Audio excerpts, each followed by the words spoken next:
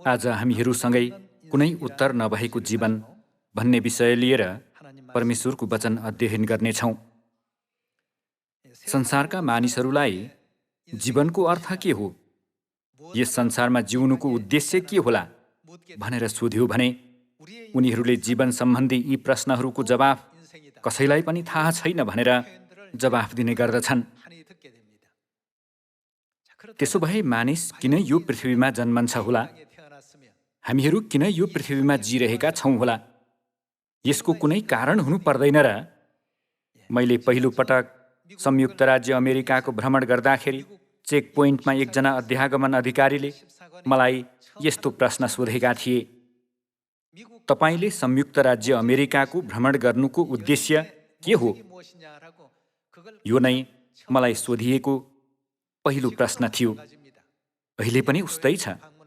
विदेशका मण्डलीहरूको भ्रमणका लागि अन्य देशहरूमा जाँदै पछि अध्यागमन अधिकारीहरूले यो देशमा आउनुको उद्देश्य के हो भनेर सबैभन्दा पहिला सोध्ने गर्छन्।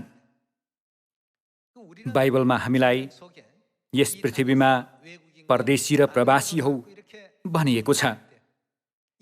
त्यसो भए यस पृथ्वीमा आउनुको उद्देश्य के होला? हामीले उद्देश्यपूर्ण जीवन जिउनुपर्छ।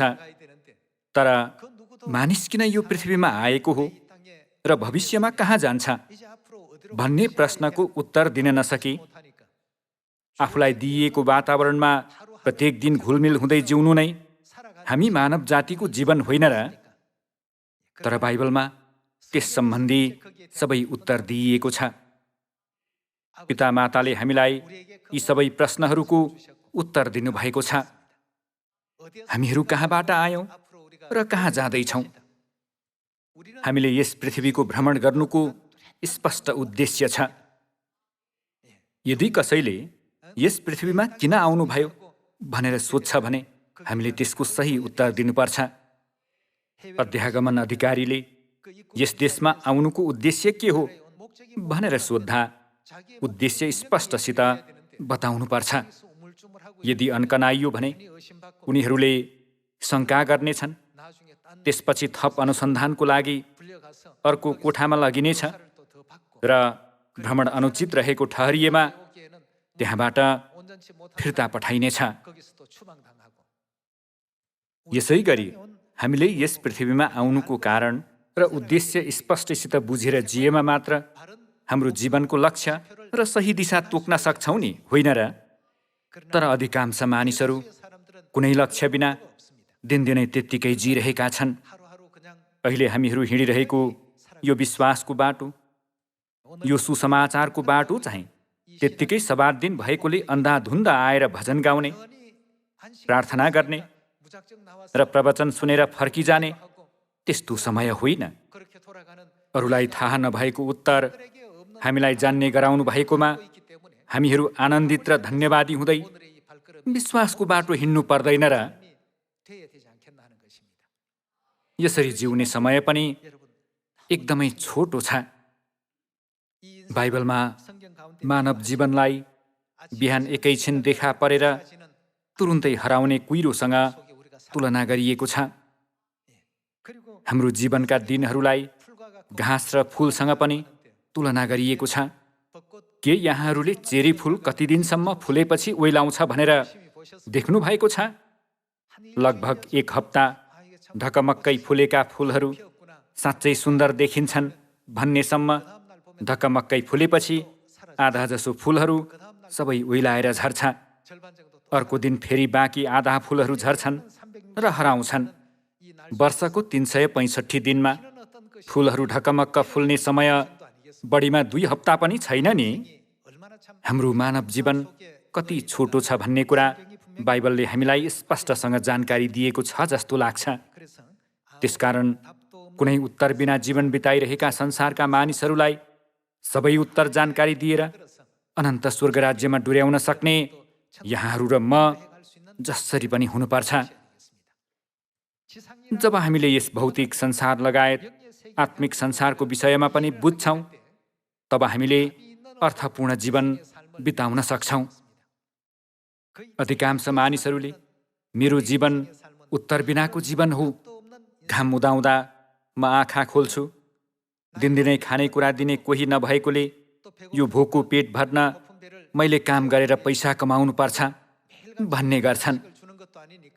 मानिसहरूले 60 वा 70 वर्ष जिएपछि म किन यो पृथ्वीमा आएँ, मैले आफ्नो जीवनमा के हासिल गरेँ भनेर आफैलाई फर्की हेर्दा उनीहरू साँच्चै मैले आफ्नो पुरै जीवन उद्देश्य बिना बिताएँ भन्ने निष्कर्षमा पुग्छन्।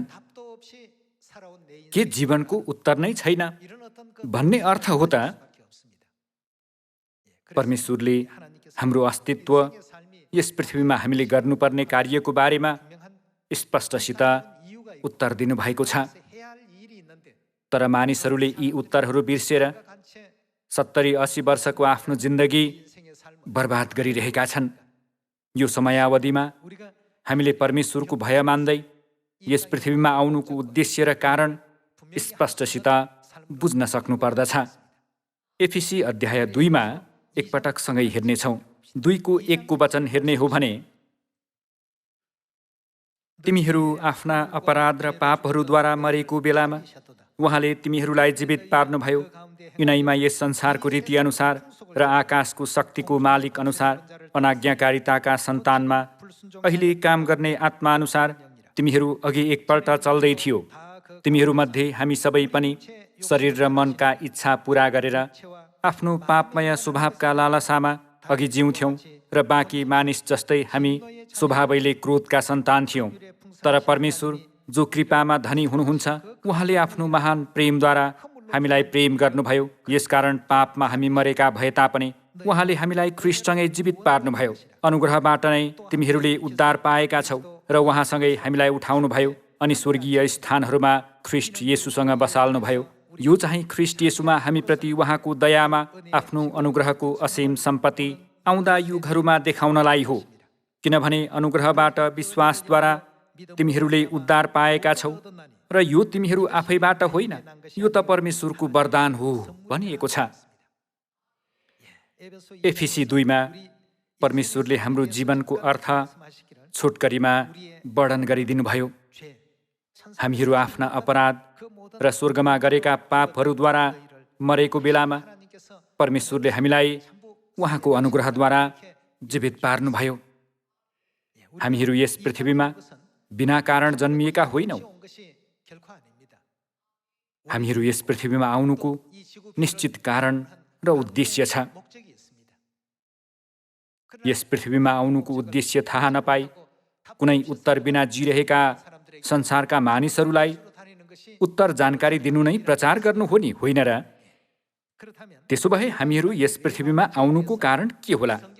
यस विषयमा बाइबलमा दिइएको उत्तर हेर्नेछौँ। उत्पत्ति 2:7 वचन हेर्नेछौँ। तब परमप्रभु परमेश्वरले भूमिको माटोबाट मानिस बनाउनुभयो र तिनको नाकमा जीवनको सास फुकिदिनुभयो र मानिस जीवित प्राणी भए भनिएको छ। परमेश्वरले मानिसलाई भूमिको माटो र जीवनको सासद्वारा बनाउनुभयो भनेर हामीले बुझ्न सक्छौँ। भूमिको माटोले शरीरलाई जनाउँछ, त्यसो भए जीवनको सासले चाहिँ नि त परमेश्वरले हामी भित्र राख्नु भएको आत्मालाई जनाउँछ। मानिस शरीर र आत्मा मिलेर बनेको हो भन्ने कुरा हामीले उत्पत्ति अध्याय 2 मार्फत बुझ्न सक्छौँ।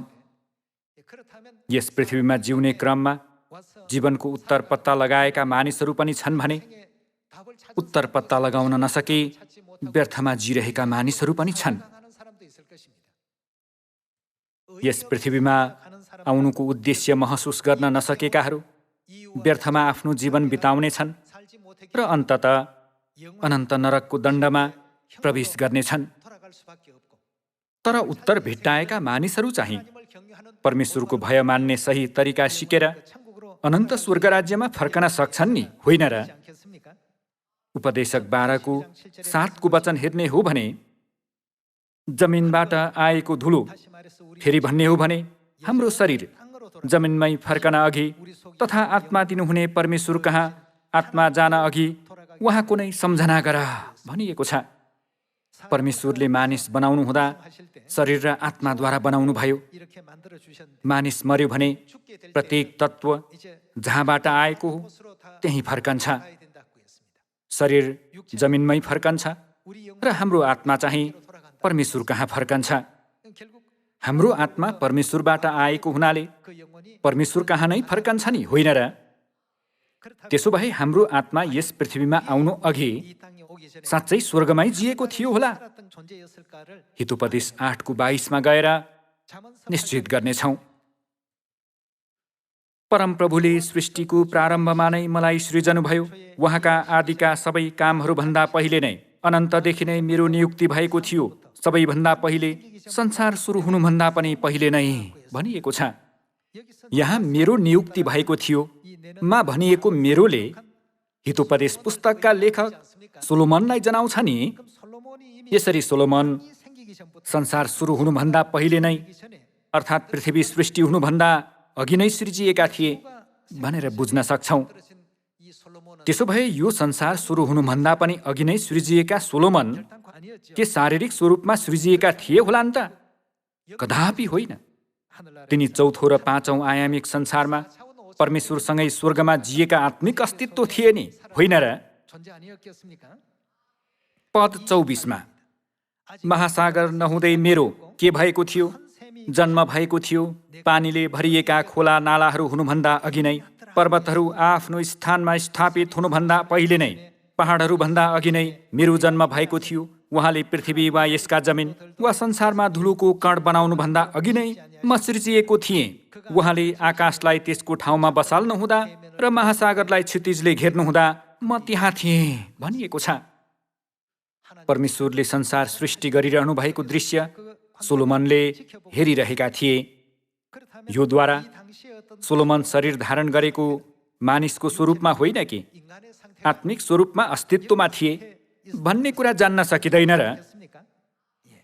पद 30 जानेछौँ। म एक कारिगर झैँ उहाँको छेउमा थिएँ। म दिनहुँ हर्षले विभोर हुन्थेँ। उहाँको उपस्थितिमा निरन्तर आनन्दित भइरहन्थेँ। हितोपदेश अध्याय 8 यसरी वर्णन गरिएको छ। सोलोमन मात्र होइन, हामी सबै मानिसहरू पनि यस पृथ्वीमा आउनु अघि परमेश्वरको साथमा दिनहुँ हर्षले विभोर हुँदै आनन्दित भइरहने स्वर्गदूतहरू थियौँ। अर्का अगमवक्ताको अभिलेख पनि अध्ययन गरौँ। अयुब 38:1 वचन हेर्नेछौँ। तब परमप्रभुले अयुबलाई आँधी बेहरीबाट यसरी जवाफ दिनुभयो, यो को हो जसले मूर्ख कुराहरू गरेर मेरो सल्लाहलाई धमिल्याउन खोज्छ? तेरो कम्मर कसेर मर्द झैँ खडा हो। म तँलाई सवाल गर्छु र तैँले मलाई जवाफ दे। पृथ्वीको जग मैले बसाल्दा तँ कहाँ थिइस्? तैँले बुझ्छस् भने मलाई बता भनिएको छ। यहाँ म भन्नुहुने चाहिँ यहोवा परमेश्वर हुनुहुन्छ नि। त्यसो भए तँ भनेर कसलाई भनिएको हो त? अयुबलाई हो। परमेश्वरले अयुब, मैले पृथ्वीको जग बसाल्दा तँ कहाँ थिइस्? तैँले बुझ्छस् भने मलाई बता भन्नुभयो। परमेश्वरले अयुबलाई जागृत गराउनु भएको दृश्य हामी देख्न सक्छौँ नि। पद 21 जानेछौँ। निसन्देह तैँले यी सबै कुरा जान्दछस् होला, किनकि त जन्मिसकेको थिइस्। कहिले जन्मिसकेका थिए त? परमेश्वरले पृथ्वीको जग बसाल्नुभन्दा अघि नै अयुब जन्मिसकेका थिए। त कति समय त? कति धेरै वर्ष बाँचिसकेस्। तिनी लामो समय अघि नै जन्मिसकेका थिए भन्ने अर्थ हो। यो पृथ्वी भन्ने ग्रह सृष्टि हुनुभन्दा अघि नै हामी मानिसहरू सबै पहिल्यै स्वर्गमा परमेश्वरसँगै थियौँ। सजिलोसँग भन्नुपर्दा हामीहरू सबै स्वर्गीय संसारका स्वर्गदूतहरू हौँ। केही कारणले गर्दा यी स्वर्गदूतहरूले अहिले यस पृथ्वीमा शरीरको लुगा लगाएर जिरहेका छन्। हाम्रो जीवन चाहिँ कुनै अर्थ बिना त्यत्तिकै जिउने जीवन होइन। परमेश्वरले हामीलाई किन यो पृथ्वीमा पठाउनु भयो र यो पृथ्वीमा आउनुको उद्देश्य के हो भनेर हामीले स्पष्टसँग बुझ्नु पर्दछ। अयुब र सोलोमन मात्र होइन, तर हामीहरू सबै स्वर्गमा परमेश्वरको साथमा जिएका स्वर्गदूतहरू थियौँ। हामीहरू यस पृथ्वीमा आउनु परेको कारणहरू पत्ता लगाऊ। अरू धर्मका संस्थापकहरूले समेत यो प्रश्नको जवाफ दिन सकेनन्। उनीहरूको शिक्षामा यस पृथ्वीमा जिउँदा असल मानिस बन्नु, जीवनमा असल गर्नु नै सद्गुण हो भन्ने विषयहरू मात्र छन्। हामीले यस्ता शिक्षाहरूलाई अन्धाधुन्द पछ्याउनु हुँदैन, बरु हामीले किन यस पृथ्वीमा असल जीवन जिउनुपर्छ, यस पृथ्वीमा जिउने क्रममा किन परमेश्वरको भय राख्नुपर्छ, किन परमेश्वरको आराधना गर्नुपर्छ भन्ने कुरा बुझ्न सक्ने हामीहरू हुनु पर्दैन र? त्यसो भए हामीहरू किन यस पृथ्वीमा आउनु परेको होला? हामीहरू यस पृथ्वीमा आउनु परेका विभिन्न कारणहरूमध्ये स्वर्गको पहिलो पापीले लिएको मनस्थिति र पाप गर्न पुगेको प्रक्रियालाई बुझाउने दृश्य छ नि। यसैया 14को 12को शिक्षा हेर्ने हो भने, ए बिहानको तारा प्रभातको पुत्र, त स्वर्गबाट कसरी खसेको छस्? उहिले जाति जातिहरूलाई हुच्याउने, त कसरी भुइँमा तल खसालिस्? तैँले आफ्नो हृदयमा भनिस्, म स्वर्गमा उक्लनेछु, परमेश्वरका ताराहरूभन्दा माथि म मेरो सिंहासनलाई उच्च पार्नेछु। पवित्र पर्वतको सबैभन्दा उच्च टाकुरामा, सभासदको पर्वतमा म विराजमान हुनेछु। म बादलको टुप्पाभन्दा माथि उक्लनेछु। म आफूलाई सर्वोच्च परमेश्वर जत्तिकै बनाउनेछु, तर त चिहानसम्म, खाडलको तल्लो गहिराईसम्मै हुच्याइस् भनिएको छ। परमेश्वरले बाइबल मार्फत आत्मिक संसारको अपराधीको मनस्थिति देखाइदिनु भएको छ।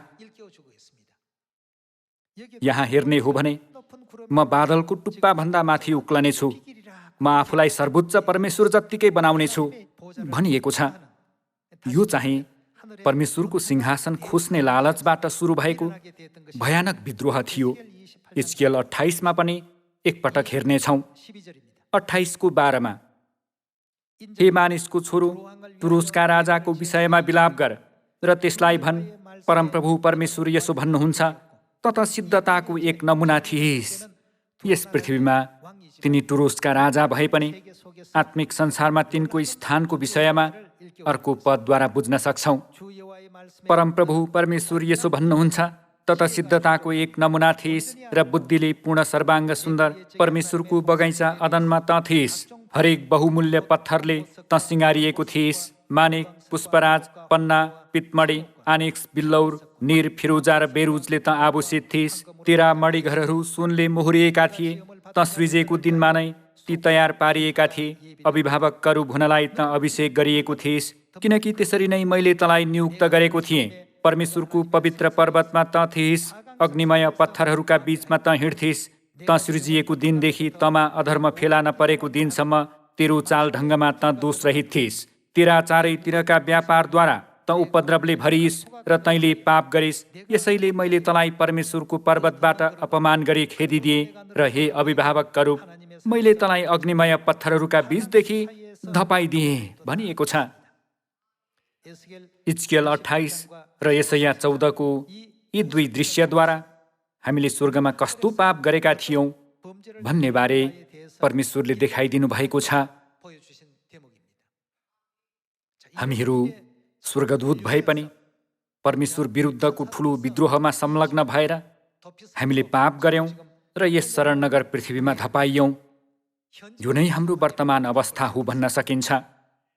मानिसहरूले मैले आफ्नो जीवनमा नराम्रो काम कहिल्यै गरेको छैन, तैपनि किन मलाई पापी भनेर बोलाइन्छ होला भनेर सोध्ने गर्छन्। हामीहरू यस पृथ्वीमा आएको तथ्य आफैले हामीहरू पापी हौँ भन्ने कुरा प्रमाणित गर्दछ। हामीले पाप नगरेको भए हामीलाई यस पृथ्वीमा आउन आवश्यक नै पर्दैन थियो। त्यसैले बाइबलमा येशूज्यूले पनि म हराएकालाई खोज्न यो पृथ्वीमा आएँ, म पापीलाई खोज्न यो पृथ्वीमा आएँ भन्नुभयो। यी दुई वचनहरूद्वारा हामीहरू स्वर्गमा पाप गरेर यस पृथ्वीमा धपाइएका पापीहरू हौँ भन्ने यथार्थता बुझ्न सकिन्छ। यसकारण हामीले पापीको रूपमा यस पृथ्वीमा पश्चातापी जीवन जिउनु पर्छ। हामीलाई त्यो उत्तर जानकारी दिन स्वर्गीय पिता र माता यस पृथ्वीमा आउनु भएर नयाँ करारको सत्यताको मार्ग खोलिदिनु भयो र अहिले पनि हामीलाई पाप क्षमा पाउन सक्ने मार्गमा डुराइरहनु भएको छ नि, होइन र? त्यसैले पिता माताले जता डुर्याउनु भए पनि इमान्दारितापूर्वक उहाँहरूलाई पछ्याएर अनन्त स्वर्ग राज्य प्रवेश गर्ने हामीहरू हुनुपर्छ। मत्ती 9 को वचनसँगै हेर्नेछौँ। 9 को 13 को वचन हेर्ने हो भने, तर गएर यसको अर्थ के हो? तिमीहरू सिक, म बलिदान होइन दया चाहन्छु, किनकि म धर्मीलाई होइन तर पापीहरूलाई बोलाउन आएँ। येशूज्यू यस पृथ्वीमा धर्मीहरूलाई बोलाउन होइन कि, तर कसलाई बोलाउन आउनुभयो त? पापीहरूलाई बोलाउन आउनुभयो। बोलाउन भन्नाले खोज्न भन्ने अर्थ हो नि। पापीहरूलाई खोज्न यस पृथ्वीमा आउनुभयो भन्नुभएको छ। लुका 19 पनि उस्तै वचन दिइएको छ। किनभने मानिसको पुत्र हराएकालाई खोज्न र बचाउन आएको हो भन्नुभएको छ। यहाँ भनिएको हराएका र मत्ती अध्याय 9 उल्लेख गरिएको पापीहरू चाहिँ उस्तै दुःखद अवस्थामा रहेका मानिसहरू हुन्। प्रभातको पुत्र र इजकियल 28 उल्लेखित टुरोसका राजाले स्वर्गमा गरेको आत्मिक पाप र हामीले स्वर्गमा गरेको पाप उस्तै हो। हामीहरू गम्भीर पापले गर्दा स्वर्गबाट धपाइएका स्वर्गदूतहरू हौँ। 1 यूहन्ना 1 को 8 को वचन हेर्ने हो भने, यदि हामीमा पाप छैन भने हामी भन्छौँ भने त हामीले आफैलाई धोका दिन्छौँ र हामीमा सत्य हुँदैन। यदि हामीले आफ्ना पापहरू स्वीकार गर्यौँ भने उहाँले हाम्रा पाप क्षमा गर्नुहुन्छ र सबै अधर्मबाट हामीलाई शुद्ध पार्नुहुन्छ, किनकि उहाँ विश्वास योग्य र धर्मी हुनुहुन्छ। यदि हामीले पाप गरेका छैनौँ भने हामी भन्छौँ भने हामी उहाँलाई झुटा तुल्याउँछौँ र उहाँको वचन हामीमा हुँदैन भनिएको छ। यी सबै वचनहरूले निष्कर्षमा हामीहरू पापी हौँ भन्ने वास्तविकतालाई निश्चित गर्दछ। सोही कारणले हामीहरू स्वर्गबाट यस पृथ्वीमा आउनै पर्ने भयो। हामीहरू मृत्युलाई पर्खन यस पृथ्वीमा आयौँ, तर पिता माताले हामी पापीहरूमाथि दया गर्नु भएर शरीर धारण गर्नुभयो र जीवनको उत्तर जानकारी दिन यस पृथ्वीमा आउनुभयो। पाप क्षमाको बाटो खोलिदिन उहाँहरू यस पृथ्वीमा आउनुभयो। त्यसो भए यस पृथ्वीमा धपाइएका पापीहरू कसरी अनन्त गृहनगर फर्कन सक्छन् होला? स्वर्गमा पाप गरेर यस पृथ्वीमा धपाइएका पापी स्वर्गदूतहरू वास्तविक संसारमा फर्किजाने हो भने विगतमा गरेका पापहरूबाट अनिवार्य मुक्त हुनुपर्छ। सजिलो गरी भन्नुपर्दा पाप क्षमा पाउनुपर्छ। एफिसी 1 को 7 को वचन हेर्नेछौँ। उहाँको अपार अनुग्रह अनुसार ख्रिस्टको रगतद्वारा हामी उहाँमा उद्धार, हाम्रा पापको क्षमा पाउँछौँ। यहाँ भनिएको ख्रिस्टको रगतले कसको रगतलाई जनाउँछ त? येशू ख्रिस्टको रगत, जसद्वारा हाम्रो पाप क्षमा हुनेछ। हुन त यस पृथ्वीमा पनि पाप गर्न पुगिन्छ, तर यहाँ भनिएको पापले स्वर्गमा गरेको पापलाई जनाउँछ। यहाँ हामी उहाँमा उद्धार, हाम्रा पापको क्षमा पाउँछौँ भनिएको छ। हाम्रो पाप क्षमा गर्ने येशू ख्रिस्टको रगत कुन सत्यतामा समावेश छ त? हामीले यसको उत्तर पत्ता लगाउनु पर्छ। यसको उत्तर जानेर विश्वासको सही जीवन जिउनु नै हामीहरू अनन्त स्वर्गीय गृहनगर फर्कने तरिका होइन र? हामीसँगै मत्ती 26 हेर्नेछौँ। 26 को 17 को वचन हेर्ने हो भने, अब अखमिरी रोटीको चाडको पहिलो दिन चेलाहरूले येशू कहाँ आएर भने, तपाईको निम्ति निस्तार चाडको भोज खाने प्रबन्ध हामी कहाँ गरौँ? उहाँले भन्नुभयो, सहरमा एकजना मानिस कहाँ जाऊ र तिनलाई भन, गुरुज्यू भन्नुहुन्छ मेरो बेला नजिक आएको छ, म आफ्ना चेलाहरूसँग तिम्रो घरमा निस्तार चाड मान्नेछु। तब येशूको आदेश अनुसार चेलाहरूले गरे र तिनीहरूले निस्तार चाडको प्रबन्ध मिलाए भनिएको छ। पद 26 जाउँ। तिनीहरूले भोज खाइरहेको बेला येशूले रोटी लिनुभयो र आशीर्वाद दिनुभएपछि उहाँले त्यो भाँच्नुभयो र चेलाहरूलाई दिनुभयो र भन्नुभयो, लेऊ खाऊ, यो मेरो शरीर हो। तब कचौरा पनि लिएर धन्यवाद दिई उहाँले तिनीहरूलाई यसो भनेर दिनुभयो, तिमीहरू सबैले यसबाट पियो, किनभने यो नयाँ करारको मेरो रगत हो, जो धेरैका निम्ति पापको प्रायश्चितको लागि बगाइन्छ। पद 28 उहाँको रगत के को लागि बगाइन्छ भन्नुभएको छ त? यो नयाँ करारको मेरो रगत हो, जो धेरैका निम्ति पापको प्रायश्चितको लागि बगाइन्छ भन्नुहुँदै निस्तार चाडको रोटी र दाखमध्य दिनुभयो। अनि यसलाई कुन करार भन्नुभयो त? मत्तीको पुस्तकमा येशूज्यूले यो नयाँ करारको मेरो रगत हो भन्नु भएर लुकाको पुस्तकमा पनि मेरो रगतमा स्थापित नयाँ करार हो भन्नुभयो। येशूज्यूले नयाँ करारको उहाँको रगतद्वारा हाम्रो पापको प्रायश्चितको लागि निस्तार चाडको रोटी र दाखमध्य दिनुहुँदै त्यसको अर्थ वर्णन गरिदिनुभयो। त्यसरी नयाँ करार स्थापना गरिदिनु हुँदै यो पालन गर्ने जो कोहीले पाप क्षमा पाउनेछ भन्नु भएर अमूल्य शिक्षाको वचन दिनुभयो। हामीहरू स्वर्गमा गरेको पापले गर्दा यस पृथ्वीमा शरीरको लुगा लगाएर जिरहेकाले फेरि त्यही पाप लिएर हाम्रो आत्मिक गृहनगर फर्किजान सक्दैनौँ। हामीले पूर्ण पाप क्षमाको प्रतिज्ञा प्राप्त गर्नुपर्छ। तर पाप क्षमा चाहिँ हामी आफ्नो शक्ति वा कसैको इच्छाद्वारा पाउन सक्दैनौँ। मर्कुस 2 र लुका 5 हेर्ने हो भने परमेश्वर बाहेक कसैले पनि पाप क्षमा गर्न सक्दैन भनिएको छ। त्यसो भए यदि कसैले नयाँ करारको सत्यताद्वारा मानव जातिको पाप क्षमा गरिदिनुहुन्छ भने उहाँ नै को हुनुहुन्छ भन्ने प्रमाण हो त? परमेश्वर हुनुहुन्छ। नयाँ करार निस्तार चाडद्वारा सम्पूर्ण मानव जातिको पाप पूर्ण रूपमा क्षमा गरिदिन यस पृथ्वीमा को आउनुभयो त?